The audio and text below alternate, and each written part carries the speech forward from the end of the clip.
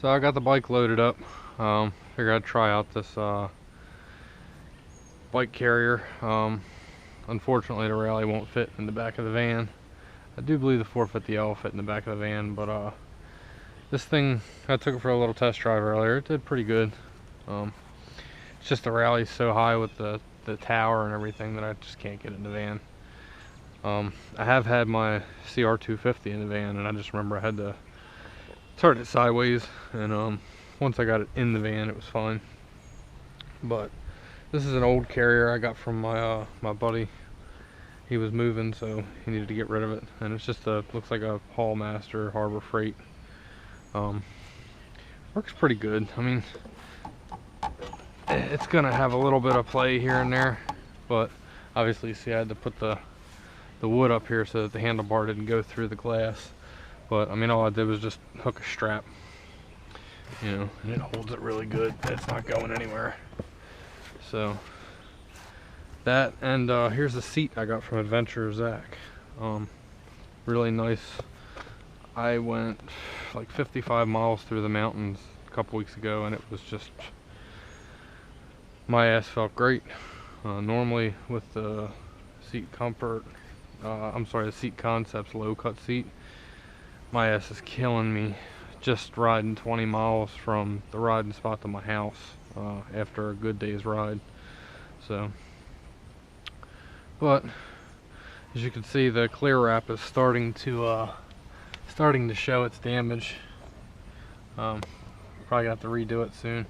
My boot has completely worn through here, and it's dug up right here from falling so many times, and I do have a crack right there from before I put the bash guard on there. I really wished I would have got that, but there are some chemical bonding agents that I can reinforce that and build it right back up like it never happened. So I've done that plenty on my street bikes, so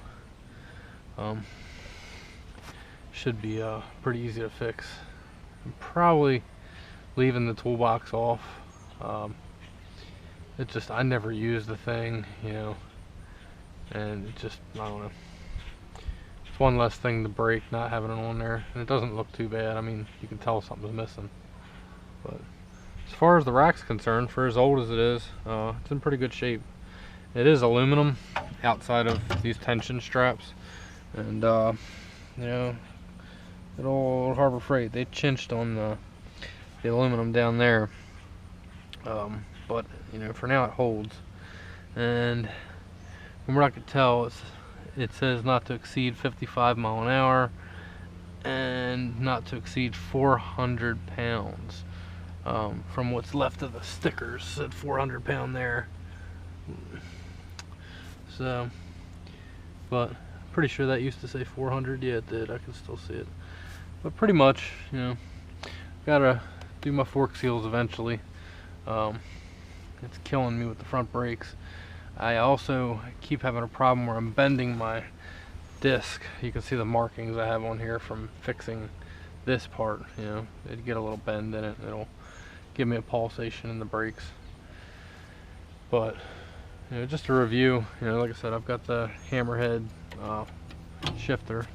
It actually looks a little loose on there, but that is a +20. Next time I'll probably do a +10.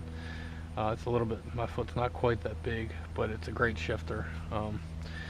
Put this one here just so that I wouldn't get all the mud built up, because it tears your chain up. You get rocks and all kinds of crap built up in there. Seemed to work pretty good. It is not a case saver. You take the metal piece out of your stock chain cover, the sprocket cover, and you use that. And my chain, I don't know, it's stretched out pretty good. You can see it's got flat spots on it, but it's lasted me an entire season. And you can see I added a link in here just so that I could run the 44 tooth setup. So, and this enduro tire, you know, it's holding up great. I can't complain one bit out of that. The tire's been awesome. But I have a set of wheel bearings on the way, because the rear wheel bearings are starting to get a good bit of play in them. I also have a brand new brake disc, also, when I do the wheel bearings, I'm going to do a new brake disc, new brake pads, and my poor Yoshimura exhaust gets all scratched up.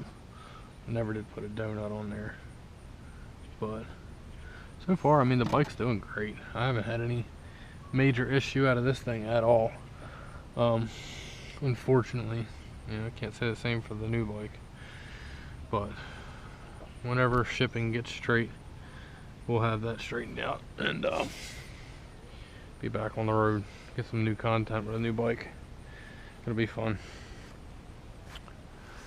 So, I mean, that's pretty much it. I don't really have too much new news. You know, she's a little beat up, but it's all good. Everything works good, just as it should.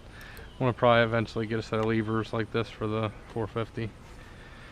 I mean, most everything else that I have on this is already done on the 450, so that was the greatest part about buying that bike. You know, it ended up having $2,600 worth of brand new mods on it that I would have done anyway, and I paid $9 grand for the bike, so with 196 miles on it.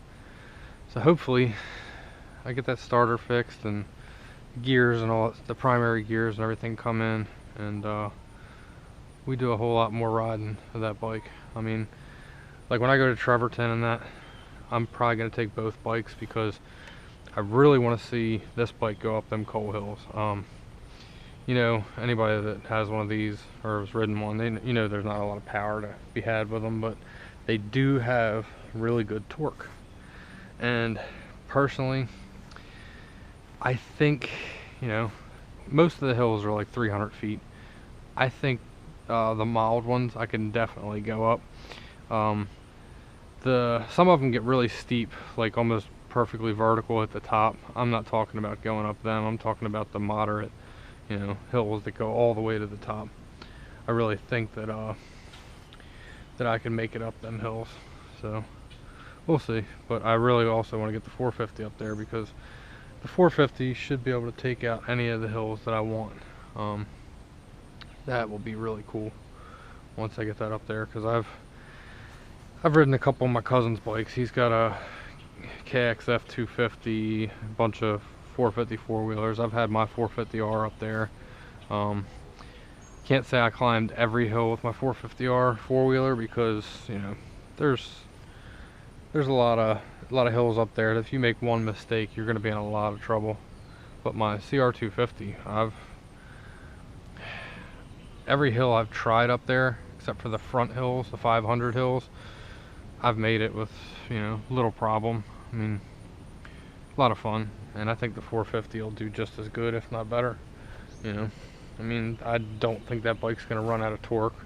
I'll probably dig a hole in the side of the hill before I bog it out, you know. So it'll be fun. Like I said, I think this bike's got the torque and the traction to make it up some of those hills, and I really would like to try it. You guys haven't seen my last Trevorton video, the AOA video, but I went up one of the small hills, and this thing went right up it, no problem. You know, it just tracted right up it, had good traction, especially considering how the coal silt was that day. It was pretty sinky, you know. So once I do get up there, you know, it'll be pretty cool. Place is similar to if you watch Jacob Boone. He did some riding trips recently, not Wayne National Forest, but the ones, I'm pretty sure it's up in Pennsylvania somewhere, where he's on the coal hills. It's similar to that, except the hills are a lot bigger. So it'll be pretty cool.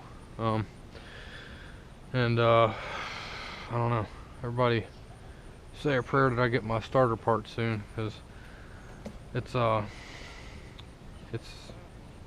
getting old waiting for these parts. Hopefully they get here soon. And I also need to get the bike inspected. Living here in Maryland, we do an inspection one time, and it's pretty rigorous, which the bike's brand new, so I just have to take off all the modded stuff and put the stock exhaust and things of that nature on there, take it up, get it inspected for whatever, $100, and then I get my tags. So, but I'm really excited. I'm trying to be patient, but you can imagine, you know, I've been wanting the 450 since before I decided to buy this bike. And the only reason I bought this bike was because I couldn't see spending, you know, $12,600 out the door at the time. This is when the 450L first came out. I couldn't see that out the door and not knowing if I was really gonna love it or not. So I came across this bike. I paid $4,500 for this, which seems pretty high, but it was brand new, you know. It was pretty well taken care of, had some really good mods on it, you know. And basically, you know, I've stuck with it for about a year and a half now. I met Adventurer Zach, I think in August of last year. I started riding this in April of last year. And, you know, it's pretty much every weekend I'm putting out content, or I'm getting some content. Unless the weather's terrible in the winter, but, you know, for the most part, this bike will still be on the channel, just as much as it ever was. Just somebody else will probably be riding it if I'm not, you know. Because I figure sometimes I'll bring the 450 out and sometimes I'll ride this. The 450 is just so much lighter than this bike. You know, it's there's no comparison as far as that's concerned. But this is a nice riding bike, you know, and it's great, you know, bogging through the woods and all that stuff. So I got a feeling I'll still ride this plenty. You know, I don't think it's gonna be put to pasture and forgotten about. So we'll see though. That's pretty much all I got for the time being. Hopefully I'll get that last Trevorton video out soon, and I do believe next weekend, if the weather's nice, I'm gonna